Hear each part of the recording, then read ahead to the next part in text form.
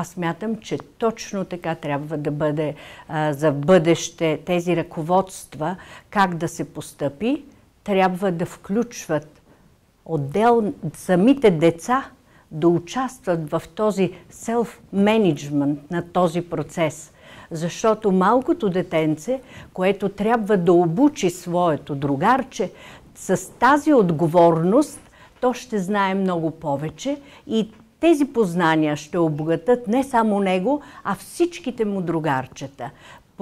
Много по-лесно и много по-ефективно ще бъде, ако сами се включат в процеса, в битката срещу затлъстяването, а не чрез създаването на диети, които да налагаме отстрани.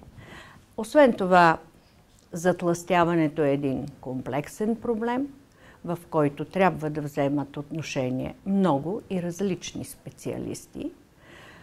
Това, което аз бих могла да препоръчам за бъдеще евентуално, то излиза от дълбоката традиция на българското хранене, за което нашият известен учен академик Ташо Ташев, наш учител, основател на науката хранене в България, казваше: къде тези европейци са тръгнали да търсят рационално хранене?